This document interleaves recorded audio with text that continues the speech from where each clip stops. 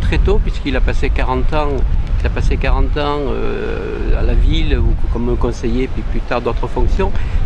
Très vite, il a été pas mal absent le soir pour ses réunions, sans parler du syndicat, des coopératives auxquelles il travaillait. Donc c'est quelqu'un qui était présent, puisque bon, vous savez que j'avais une sœur handicapée et qui s'en occupait avec ma mère d'une manière extraordinaire.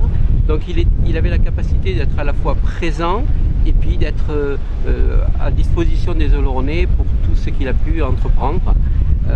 Moi je suis parti à l'âge de 17 ans faire mes études et puis travailler, donc je revenais à Oloron et ce dont je me rendais compte, comme tout Oloronais, c'est que je voyais changer la ville. Vous parliez de bâtisseur, effectivement, je l'ai vu évoluer, toujours dans un esprit de saine gestion des finances de la ville, donc pas des projets pharaoniques, mais quelque chose qui correspondait à la ville, au terroir, cette ville d'ouvriers.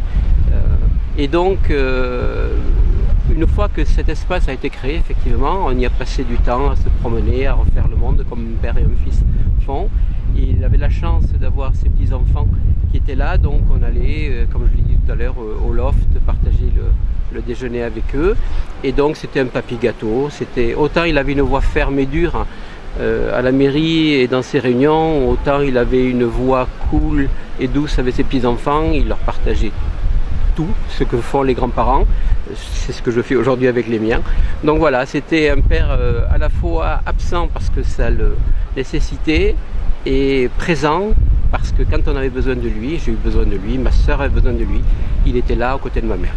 Et l'occasion m'est donnée aussi de la remercier elle, parce qu'elle a fait pour lui énormément de choses qui ont permis que lui fasse énormément de choses pour Oloron. Allez, c'est sûr, Chloé ? Ouais.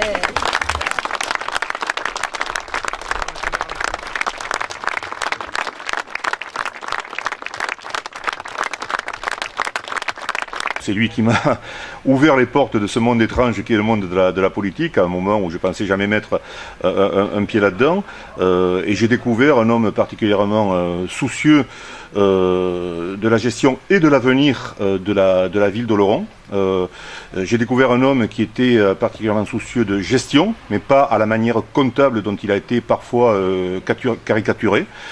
Il est vrai qu'à l'époque, l'action publique était moins dépendante de ce désir d'immédiateté de nos concitoyens qui veulent un peu tout de suite, et que l'action publique doit se construire nécessairement sur le long terme. Et ici, ça en est un exemple typique, emblématique, et c'est pour cela que nous avons proposé au conseil municipal, qu'il a voté à l'unanimité, de lui dédier cet espace où la vision d'un jour concernait les décennies à venir, non pas l'année à venir. Voilà. Et le rachat de cet espace ici contribue à la fois à développer l'enseignement pour nos agriculteurs à Souages dans des conditions pédagogiques meilleures, et permettait de libérer des espaces ici qui étaient de nature à redonner à Oloron un centre-ville qu'il n'a jamais eu, parce qu'Oloron est tout en enjambement, en relief, en circulation de gave, et qu'il est difficile de donner un centre-ville. Donc voilà, c'était l'ébauche à la fois d'un lieu culturel avec la salle Géliotte, touristique avec le tourisme, commercial avec les passerelles vers la rue Louis Barthou, et c'est une œuvre qui n'est jamais